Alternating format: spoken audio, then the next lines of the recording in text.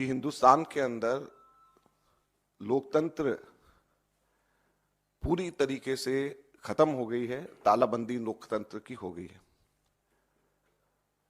हम लोगों को परसों ये जानकारी मिली कि जो चेक हम लोग इशू कर रहे हैं वो बैंक्स उस चेक को ऑनर नहीं कर रहे हैं। उसके ऊपर जब हम लोगों ने आगे छानबीन करी तो हमें बताया गया कि देश की मुख्य ऑपोजिशन पार्टी के सारे अकाउंट्स फ्रीज कर दिए गए हैं। कांग्रेस पार्टी के अकाउंट्स पर तालाबंदी हो गई है। कांग्रेस पार्टी के अकाउंट्स फ्रीज कर दिए गए हैं।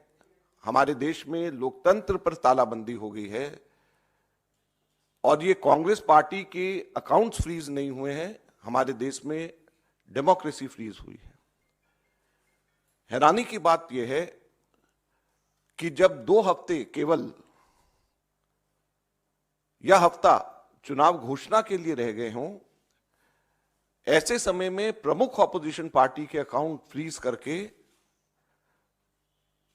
यह सरकार क्या दिखाना चाहती है और किस आधार पर फ्रीज करे गए हैं, मैं आपको बताना चाहूंगा तो हास्यास्पद है। और ना केवल कांग्रेस पार्टी के, कल शाम को यूथ कांग्रेस के भी अकाउंट्स फ्रीज कर दिए गए और यूथ कांग्रेस और कांग्रेस दोनों के अकाउंट्स जो फ्रीज करे गए हैं, 210 करोड़ की रिकवरी इनकम टैक्स डिपार्टमेंट ने यूथ कांग्रेस और कांग्रेस से मांगी। 210 करोड़ की कुल रिकवरी। और यह पैसा किसका है? यह कोई धनाढ्य पूंजीपतियों का पैसा, कॉर्पोरेट टैक्स का पैसा नहीं, कॉर्पोरेट बॉन्ड्स का पैसा नहीं है। यह पैसा जो कांग्रेस पार्टी के अकाउंट्स में है वो ऑनलाइन जो हम लोगों ने क्राउड फंडिंग जो करा है उसका पैसा पड़ा हुआ है। लगभग 25 करोड़ रुपया हमारा इकट्ठा हुआ है, जो हमारे देश के अंदर, जिसमें 95% से भी ज्यादा पैसा 100 रुपए से भी कम यूपीआई से लोगों ने जमा कराया है। यूथ कांग्रेस का जो पैसा है, यूथ कांग्रेस की मेंबरशिप ड्राइव का पैसा है और वो पैसा इनकम टैक्स ने, भारत सरकार ने फ्रीज कर दिया है। हैरानी और दुख की बात है। और दूसरी तरफ जो कॉर्पोरेट बॉन्ड्स का पैसा जो सुप्रीम कोर्ट ने जिसको अनकॉन्स्टिट्यूशनल कर दिया है, वो भारतीय जनता पार्टी के पास में वो पूरा पैसा है और उसको वो खर्च कर रही है। तो लोकतंत्र कहां पे हमारे देश के अंदर जिंदा रहेगा?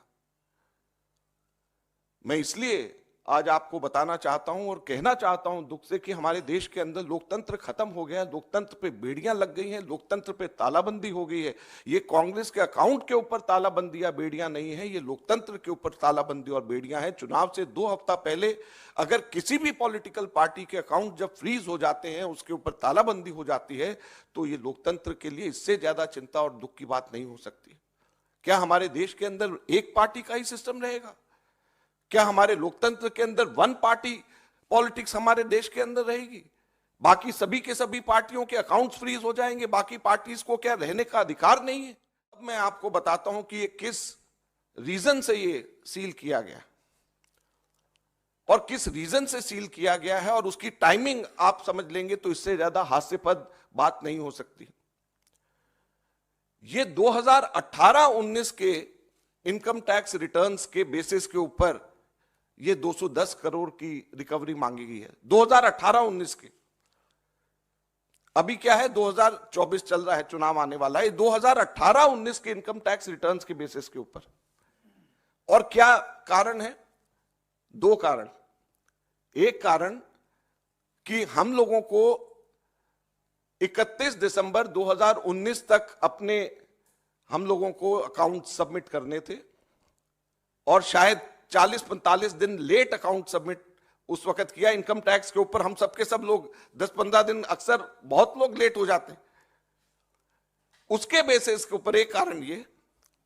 और दूसरा कारण क्या है कि 2018-19 इलेक्शन का वर्ष था और उस इलेक्शन के वर्ष में कुल 199 करोड़ की 199 करोड़ की रिसिप्ट कांग्रेस पार्टी की थी जो इलेक्शंस में खर्च हुए थे, 199 करोड़। उसमें से सिर्फ 14,40,000 रुपया, सिर्फ 14,40,000 रुपया हमारे कांग्रेस के एमपीज और एमएलएज ने एक महीने की अपनी तनख्वाह कैश में जमा कराई थी, सिर्फ 14,40,000 रुपया।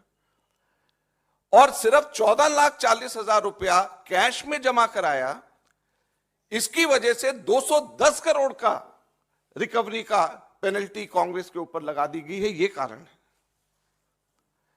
और 2018-19 का किया हुआ आज जाकर के 5 साल के बाद में चुनाव की घोषणा से 2 हफ्ते पहले हमारे अकाउंट्स इसको लेकर के फ्रीज कर दिए जाते हैं।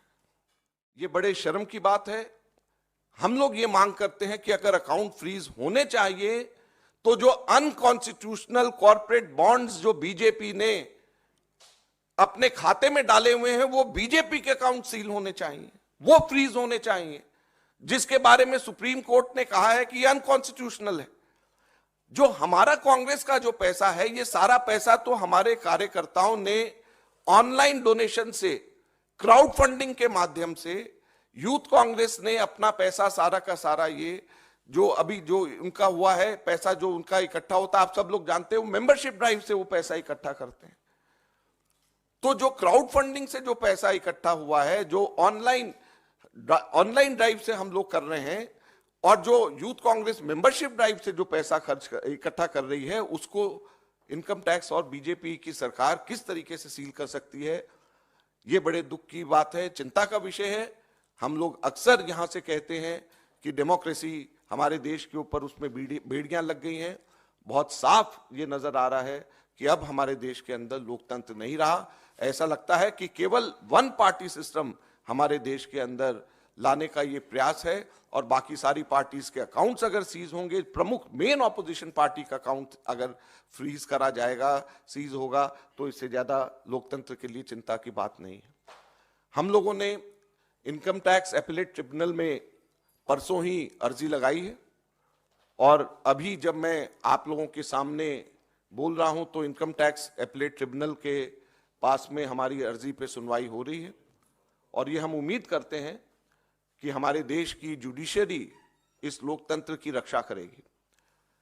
हमारा पूरा भरोसा हमारे देश की जुडिशरी पे है, और हम उम्मीद करेंगे कि हमारे देश की जुडिशरी लोकतंत्र के ऊपर जो ये हमला हुआ है और लोकतंत्र को बेड़ियों में बांधने की जो कोशिश हो रही है, इससे इन बेड़ियों को खोलेगी और लोकतंत्र को हमारे देश में वापस बहाल करेगी। अब हमारे को जुडिशरी के ऊपर ही भरोसा है।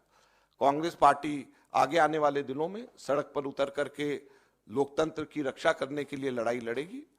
मैं आज ही अभी यहाँ से निकल करके राहुल गांधी जी से मिलने के लिए जा रहा हूँ, उनको मैं पूरा ब्रीफ करूँगा, और मैं उम्मीद करूँगा कि आप सब लोगों का, मीडिया का खास तौर के ऊपर इसमें सहयोग हमारे को मिले, और आप जनता तक के सही बात बताएं, जुडिशरी हमारी रक्षा करे और कांग्रेस पार्टी सड़क के ऊपर उतर करके इस लड़ाई को लड़ेगी।